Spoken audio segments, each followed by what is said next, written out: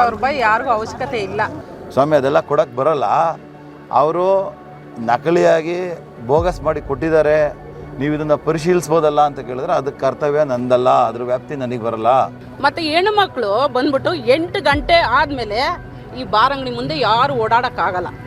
ಓಡಾಡಿದ್ರೆ ಏನಾಯ್ತದೆ, ನೋಡು ಅವಳು ಹಿಂಗವಳೆ ಇವಳು ಹಿಂಗವಳೆ ಅಂತ ಹೇಳ್ತಾ ಇರ್ತಾರೆ. ಅದಕ್ಕೋಸ್ಕರ ಯಾರು ಹೇಳಿದ್ದು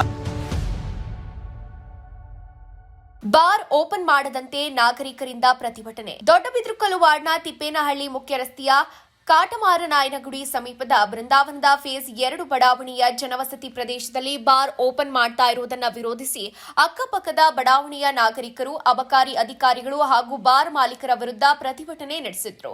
ಬಡಾವಣೆಯ ನಿವಾಸಿ ಶ್ಯಾಮಲಾ ಮಾತನಾಡಿ, ಬಾರ್ ಓಪನ್ ಆದ್ರೆ ಪುಂಡರು ಪೋಖರಿಗಳ ಹಾವಳಿ ಹೆಚ್ಚಾಗತ್ತೆ, ಇದರಿಂದ ಇಲ್ಲಿ ಓಡಾಡೋ ಹೆಣ್ಣು ಮಕ್ಕಳಿಗೆ ತೊಂದರೆ ಆಗತ್ತೆ. ನಾವು ಕಷ್ಟಪಟ್ಟು ಕೆಲಸ ಮುಗಿಸ್ಕೊಂಡು ಮನೆಗೆ ಬಂದು ಆರಾಮದಾಯಕ ಜೀವನ ನಡೆಸಬೇಕು ಅಂದ್ಕೊಂಡ್ರೆ ಬಾರ್ ಓಪನ್ ಮಾಡೋದ್ರಿಂದ ಜನಜೀವನ ಆಗ್ತಿದೆ ಅಂತ ಆಕ್ರೋಶ ವ್ಯಕ್ತಪಡಿಸಿದ್ರು. ಸ್ಥಳೀಯರಾದ ಟ್ರಾವೆಲ್ ಮಂಜುನಾಥ್ ಮಾತನಾಡಿ, ಅಧಿಕಾರಿಗಳಿಗೆ ದುಡ್ಡು ಕೊಟ್ರೆ ಸಾಕು, ಕಾನೂನು ಉಲ್ಲಂಘಿಸಿ ಕೆಲಸ ಮಾಡ್ತಾರೆ. ಬಾರ್ ಓಪನ್ ಮಾಡದಂತೆ ಅಧಿಕಾರಿಗಳಿಗೆ ಮನವಿ ಸಲ್ಲಿಸಿದ್ರು, ಮಾತು ಕೇಳೋಕೆ ಸಿದ್ಧ ಇಲ್ಲ ಅಂತ ಆರೋಪಿಸಿದ್ರು. ಈಗ ಈ ಅಧಿಕಾರಿಗಳ ಧೋರಣೆ ಹೇಗಿದೆ ಅಂದ್ರೆ, ಅವ್ರು ದುಡ್ಡು ಕೊಟ್ರೆ ಸರ್ಕಾರದ ಜಾಗನೂ ಬರ್ಕೊಡ್ತಾರೆ, ಕಾನೂನನ್ನ ಏನು ಸರ್ಕಾರ ಕಾನೂನನ್ನ ಮಾಡಿರ್ತಿದೆ ಆ ಕಾನೂನನ್ನ ರಕ್ಷಣೆ ಮಾಡಬೇಕಾಗಿರೋದು, ಪಾಲನೆ ಮಾಡಬೇಕಾಗಿರೋದು ಅಧಿಕಾರಿಗಳ ಕರ್ತವ್ಯ. ಅವರಿರೋದೇ ಕಾನೂನನ್ನ ಉಲ್ಲಂಘನೆ ಮಾಡಿ ಬೇಕಾಬಿಟ್ಟು ಯಾರಿಗೇನು ಸಹಾಯ ಮಾಡ್ಬೋದು ಅಂತೇಳಿ ದುಡ್ಡು ಕೊಟ್ಟರೆ ಏನು ಬೇಕಾದ್ರೂ ಮಾಡೋವಂಥ ಪರಿಸ್ಥಿತಿ ಬಂದೈತೆ.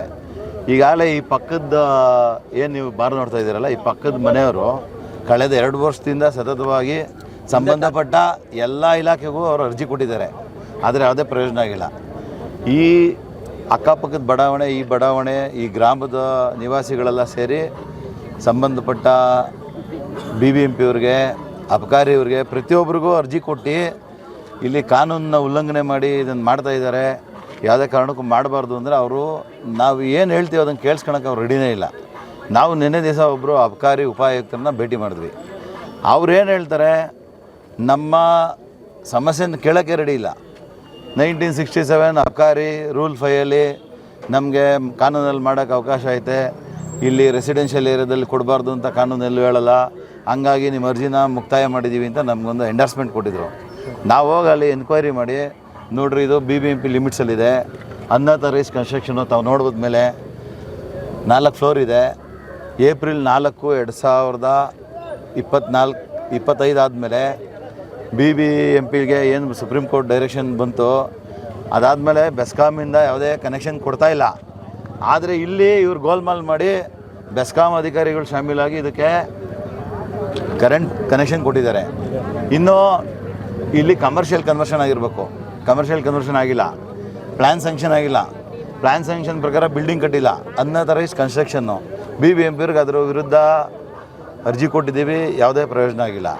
ಇನ್ನೂ ಮುಂದುವರೆದು ಅವ್ರಿಗೇನು ಉದ್ದಿಮೆ ಪರವಾನಗಿ ಕೊಡಬೇಕು, ಸಂಬಂಧಪಟ್ಟ ಹೆಲ್ತ್ ಡಿಪಾರ್ಟ್ಮೆಂಟವರು ಅವ್ರಿಗೆ ಉದ್ದಿಮೆ ಪರವಾನಗಿ ಎಲ್ಲ ಕೊಟ್ಟಿದ್ದಾರಂತೆ. ಯಾರು ಅಬಕಾರಿ ಉಪಾಯುಕ್ತರು ಹೇಳೋದು. ಸ್ವಾಮಿ, ಅದೆಲ್ಲ ಕೊಡೋಕ್ಕೆ ಬರೋಲ್ಲ.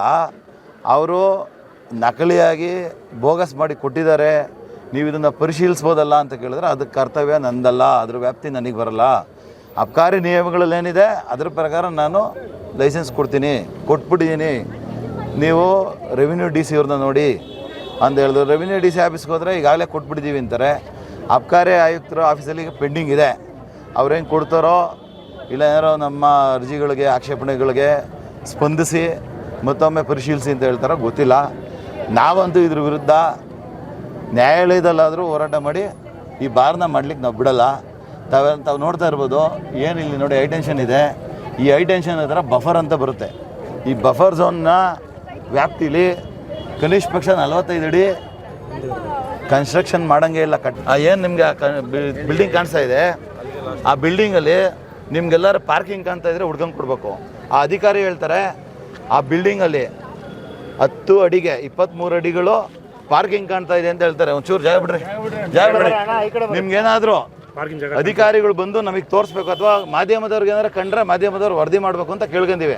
10 ಅಡಿಗೆ 23 ಅಡಿ ಪಾರ್ಕಿಂಗ್ ಬಿಟ್ಟಿದಾರಂತೆ. ಇಲ್ಲಿ ಪಾರ್ಕಿಂಗ್ ಏನಾದ್ರು ಕಳೆದೋಗಿದ್ರೆ ಹುಡ್ಕೊಂಡು ಕೊಡಬೇಕು. ಮತ್ತು ಬಿಲ್ಡಿಂಗ್ ಮುಂದೆಗಡೆ ಪಾರ್ಕಿಂಗ್ ಇದೆ ಅಂತೇಳಿ ಸುಳ್ಳು ಮಾಹಿತಿ ಕೊಡ್ತಾರೆ. ನಾವು ಇದನ್ನು ಪ್ರಶ್ನೆ ಮಾಡಿದ್ರೆ ಅವರು ರೂಲ್ 7 ಅಬಕಾರಿ ನಿಯಮಗಳಲ್ಲಿ ಕೊಡೋಕೆ ಅವಕಾಶ ಇದೆ, ಕೊಡ್ತೀವಿ ಅಂತ ಹೇಳ್ತಾರೆ. ಅಂತಿಮವಾಗಿ ನಾವಂತೂ ಇದನ್ನು ಮಾಡೋಕ್ಕೆ ಬಿಡೋದ, ನ್ಯಾಯಾಲಯದಲ್ಲಾದರೂ ಹೋರಾಟ ಮಾಡಿ ಇದನ್ನು ನಿಲ್ಲಿಸ್ತೀವಿ. ಸ್ಥಳೀಯ ನಿವಾಸಿ ನಟರಾಜ್ ಮಾತನಾಡಿ, ಹಣ ಮಾಡಲಿಕ್ಕೆ ಬೇಕಾದಷ್ಟು ಅವಕಾಶಗಳಿದ್ರೂ ಬಾರ್ನಿಂದ ಸಂಪಾದನೆ ಮಾಡಿ ನಾಗರಿಕರಿಗೆ ತೊಂದರೆ ಕೊಡೋ ಉದ್ದೇಶದ ಮನಸ್ಥಿತಿ ಹೊಂದಿರುವ ಮಾಲೀಕರು ಈ ಅಕ್ರಮದ ಪಾಲುದಾರರಾಗಿರುವ ಅಬಕಾರಿಗಳ ಕುತಂತ್ರ ಕೆಲಸಕ್ಕೆ ನಾನು ಅವಕಾಶ ನೀಡೋದಿಲ್ಲ ಅಂತ ಹೇಳಿದ್ರು. ಈ ಸಂದರ್ಭದಲ್ಲಿ ಬಡಾವಣೆಯ ನಿವಾಸಿಗಳಾದ ವಾಸು, ವಿಜಯ್ ಕುಮಾರ್ ಸೇರಿದಂತೆ ಅನೇಕರು ಉಪಸ್ಥಿತರಿದ್ದು ಅಧಿಕಾರಿಗಳ ವಿರುದ್ಧ ಆಕ್ರೋಶ ವ್ಯಕ್ತಪಡಿಸಿದರು. ಹಂಗಾಗಿ ಇಲ್ಲಿ ಇದೇ ರೋಡಲ್ಲೇ ಬರಬೇಕು, ಅದಕ್ಕೋಸ್ಕರ ಗುಂಡ ಪೋಖ್ರಿಗಳ ಅವಳಿ ಜಾಸ್ತಿ ಆಗುತ್ತೆ. ಬಾರ್ ಆಗಾದ್ರೂ ಪ್ರಯುಕ್ತ ನೋಡಿ ಅದನ್ನ ತಡೆ ಅದಕ್ಕೋಸ್ಕರ ಇದನ್ನ ಮಾಡೋಣ ಅಂತ ಹೇಳ್ಬಿಟ್ಟು ಸ್ಟ್ರೈಕ್ ಮಾಡ್ತಾ ಇದೀವಿ. 2,000 ರೂಪಾಯಿ ಯಾರಿಗೂ ಅವಶ್ಯಕತೆ ಇಲ್ಲ. ಯಾಕಂದರೆ ಗಂಡ ಮತ್ತು ಮಕ್ಕಳು, ಮುಂದಿನ ಪೀಳಿಗೆಗೆ ಮಕ್ಕಳು ಇಂಪಾರ್ಟೆಂಟು. ಆ ಮಕ್ಕಳಿಗೆ ಬಂದ್ಬಿಟ್ಟು ಎಜುಕೇಷನು ಇಂಪಾರ್ಟೆಂಟು. ಆ ಎಜುಕೇಷನ್ಗೆ ಈ ಕುಡಿಯೋ ದುಡ್ಡನ್ನ ಎಜುಕೇಷನ್ಗೆ ಹಾಕಿದ್ರೆ ಇನ್ನು ಮುಂದಿನ ಪೀಳಿಗೆಗೆ ಚೆನ್ನಾಗಿರ್ತದೆ. ಅದ್ರ ಬದಲಾಗಿ ಮಕ್ಕಳು ಎಜುಕೇಷನ್ ಬಿಟ್ಬಿಟ್ಟು ನಮ್ಮಪ್ಪ ಅಲ್ಲೋಯ್ತವ್ರೆ, ನಾವು ಹೋಗೋಣ, ಏನೋ ಒಂದು ರುಚಿ ಇರಬೇಕು, ಅಲ್ಲೇನೋ ಇರ್ಬೋದು. ಅಪ್ಪ ಎಲ್ಲಿ ಇಲ್ಲ ಅಂದರೆ ನೈಟು ಲೇಟಾಗಿ ಬರ್ತಾರೆ ತಂದೆ ಆದನು, ಅಲ್ಲೋಗ್ಬಿಟ್ಟು ನಮ್ಮಪ್ಪ ಇನ್ನೂ ಬಂದಿಲ್ಲ, ಎಲ್ಲೋಗಿರ್ತಾನೆ. ಅವಾಗ ಏನು ಮಾಡ್ತಾಳೆ, ಮಗುನ ಕರ್ಕೊಂಡು ಬಾರ್ ಅಂಗಡಿ ಹತ್ರ ಹುಡ್ಕೊಂಡೋಯ್ತಾಳೆ. ಆವಾಗ ಬಾರ್ ಅಂಗಡಿ ಅದು ಒಂಥರ ಇದಾಯ್ತದೆ ಆ ಹುಡುಗನಿಗೆ. ಎಜುಕೇಷನ್ ಬಿಟ್ಬಿಟ್ಟು ಮಕ್ಕಳೆಲ್ಲ ನಮ್ಮಪ್ಪ ಕುಡಿಕಾರ ಆಗ್ತಾವನೆ, ಇರೋದೇ 1 ಮಕ್ಕಳು 2 ಮಕ್ಕಳು ತಗೊತಾವ್ರೆ. ಅದ್ರಲ್ಲಿ ಬೇರೆ ಇವರು ಗಂಡಸರೆಲ್ಲ ಒಬ್ಬನು ಕುಡಿಯೋದಲ್ದಿರ ಬಾರ ನನ್ನ ಜೊತೆಗೆ ಇಲ್ಲಿ ಸ್ವಲ್ಪ ಕಡಿಮೆಗೆ ಕೊಡ್ತಾನೆ, ಅಲ್ಲಿ ಬೇರೆ ಎಲ್ಲ ಸೈಡ್ಗೆಲ್ಲ ಕೊಡ್ತಾವ್ರೆ ಅಂತ ಹೇಳ್ಬಿಟ್ಟು ಕರ್ಕೊಂಡು ಹೋಗ್ತಾರೆ. ಒಬ್ಬರು ಇದಾದರೆ ಹಾಳಾಗೋದ್ರೆ 10 ಜನ ಹಾಳಾಗೋಯ್ತಾರೆ. ಮತ್ತು ಹೆಣ್ಣುಮಕ್ಕಳು ಬಂದ್ಬಿಟ್ಟು 8 ಗಂಟೆ ಆದಮೇಲೆ ಈ ಬಾರ್ ಅಂಗಡಿ ಮುಂದೆ ಯಾರು ಓಡಾಡೋಕ್ಕಾಗಲ್ಲ. ಓಡಾಡಿದ್ರೆ ಏನಾಯ್ತದೆ, ನೋಡು ಅವಳು ಹಿಂಗವಳೆ, ಇವಳು ಹಿಂಗವಳೆ ಅಂತ ಹೇಳ್ತಾ ಇರ್ತಾರೆ. ಅದಕ್ಕೋಸ್ಕರ ಯಾರನ್ನು ಬಾರ್ ಅಂಗಡಿ ಓಪನ್ ಮಾಡೋಕ್ಕೆ ಬಿಡಬೇಡ್ರಿ. ಮಕ್ಕಳು ಮರಿ ಎಲ್ಲ ಓಡಾಡ್ತಾರೆ, ಅವೆಲ್ಲ ತೊಂದರೆ ಆಗತ್ತೆ. ಇದು ಪೋಲಿ ಹುಡುಗರು ಎಲ್ಲ ತಿರುಗಾಡ್ತಾರೆ, ಹೆಣ್ಣು ಮಕ್ಕಳು ಎಲ್ಲ ತಿರುಗಾಡ್ತಾರೆ. ಅವರೆಲ್ಲ ಏನು ಮಾಡಬೇಕು, ಓಟಿ ಮಾಡ್ಕೊಂಡು ಬರ್ತಾರೆ. ಓಟಿ ಮಾಡ್ಕೊಂಬಂದು 9 ಗಂಟೆಗೆ 8 ಗಂಟೆಗೆ ಬರ್ತಾರೆ. ಅವಾಗ ಏನಾರ ತೊಂದರೆ ಕೊಟ್ಟರೆ ಯಾರು ಜವಾಬ್ದಾರಿ?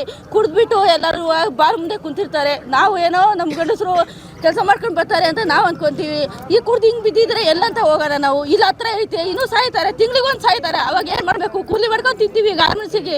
ನಾವು ಎಲ್ಲ ಹೋಗ್ಬೇಕು. ಅವಾಗ ಬಾರಿಗೆ ಏನು ದುಡ್ಡು ಇಲ್ಲಿ ಬರ್ಬೇಕಾದ್ರೆ ಕೂಲಿ ಮಾಡ್ಕೊಂಡು ತಿನ್ಬೇಕಾ ನಾವು? ಅದಕ್ಕೆ ಬಾರ್ ಬೇಡ ಅಷ್ಟೇ. ಇಷ್ಟಿನಿಂದ ಎಲ್ಲಾರ ಕುಡ್ಕೊಂಡು ಸಾಯಿರಿ, ತಿಪ್ಪನಹಳ್ಳಿಯಲ್ಲಿ ಮಾತ್ರ ಬೇಡ ಅಷ್ಟೇ. ಜಾಸ್ತಿ ಮಾಡಿ ಎಲ್ಲಾರ ಹಾಳು ಮಾಡ್ಕೊಡ್ರಿ, ಇಲ್ಲಿ ಮಾತ್ರ ಬೇಡ. ತಿಪ್ಪನಹಳ್ಳಿ ಮಾತ್ರ ಯಾವುದೇ ಕಾರಣದಲ್ಲೂ ಬೇಡ ಅಷ್ಟೇ. ನಾವು ಎಲ್ಲ ಹೋಗ್ಬೇಕು ಹೇಳು? ನಾವು ಕೂಲಿ ಮಾಡ್ಕೊಂತಿದ್ದೀವಿ, ಬಾಡಿಗೆ ಮನೆಗೆ ಇದ್ದೀವಿ, ನಾವು ಎಲ್ಲ ಹೋಗ್ಬೇಕು. ಏನು ಮಾಡ್ಬೇಕು ನಾವು ಅಷ್ಟೇ. ತಿಪ್ಪನಹಳ್ಳಿ ಮಾತ್ರ ಬೇಡ ಯಾವುದೇ ಕಾರಣದಲ್ಲೂ. ಗುರುಲಕ್ಷ್ಮಿ ಆದ್ರೂ ಮಾಡುವಂತ ಯಾವನ ಹೇಳಿದ್ವಾ? ಅವನು ಮಾಡುವಂತ ಏನು ಮಾಡಪ್ಪ, ಏನಾರ ಫ್ರೀ ಬಸ್ ಮಾಡುವಂತ ಹೇಳಿದ್ವಾ? ಇಲ್ಲ ತಾನೇ, ಸರ್ಕಾರ ಮಾಡ್ದ. ಅದು ನಾವೇನು ಮಾಡೋಕ್ಕಾಗತ್ತೆ? ಬಸ್ ಬಿಟ್ಟರು ಹೋದ್ರು, ಬಸ್ ಬಿಡ್ಲಿಲ್ಲ ಅಂದ್ರೆ ಬಸ್ ಸ್ಟ್ಯಾಂಡ್ ಹಾಕೊಂಡು ಹೋಗ್ತಿರಿಲ್ವಾ? ಅಷ್ಟೇ. ಬಾರು ಹತ್ರ ಬೇಡ ತಿಪ್ಪನಹಳ್ಳಿ.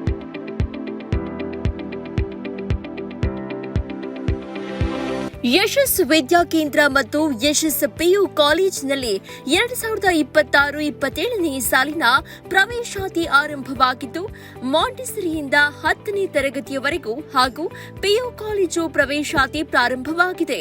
ನಮ್ಮಲ್ಲಿ ಸೈನ್ಸ್, ಕಾಮರ್ಸ್ ಕೋರ್ಸ್ಗಳು ಲಭ್ಯವಿದ್ದು, ಸೈನ್ಸ್ನಲ್ಲಿ ಪಿಸಿಎಂಬಿ ಹಾಗೂ ಪಿಸಿಎಂಸಿ ಕೋರ್ಸ್ಗಳಿದ್ದು, ಕಾಮರ್ಸ್ನಲ್ಲಿ ಸಿಬಿಎ ಹಾಗೂ ಎಸ್ಎಬಿಎ ಕೋರ್ಸ್ಗಳಿವೆ. ಕೆಲವೇ ಸೀಟ್ಗಳು ಮಾತ್ರ ಲಭ್ಯವಿದ್ದು, ಅತ್ಯಾಧುನಿಕ ಶಿಕ್ಷಣ, ಉತ್ತಮ ಶಿಕ್ಷಕರು ಇದ್ದು 100ಕ್ಕೆ 100ರಷ್ಟು ಫಲಿತಾಂಶ ನೀಡಲಾಗ್ತಾ ಇದೆ. ಮಕ್ಕಳನ್ನ ಕರೆದುಕೊಂಡು ಬರಲು ಶಾಲಾ ವಾಹನ ವ್ಯವಸ್ಥೆ ಕೂಡ ಲಭ್ಯವಿದೆ. ಒಮ್ಮೆ ಭೇಟಿ ನೀಡಿ. ಯಶಸ್ಸು ವಿದ್ಯಾಕೇಂದ್ರ ಮತ್ತು ಪಿಯು ಕಾಲೇಜು, ಸೋಮಶೆಟ್ಟಿಹಳ್ಳಿ ಮತ್ತು ಚಿಕ್ಕಬಾಣವರದ, ಮಾರುತಿನಗರ, ದಾಸರಹಳ್ಳಿ, ಬೆಂಗಳೂರು 560090. ಹೆಚ್ಚಿನ ಮಾಹಿತಿಗಾಗಿ ಸಂಪರ್ಕಿಸಿ 9606626456, 9744317627, 7829814447.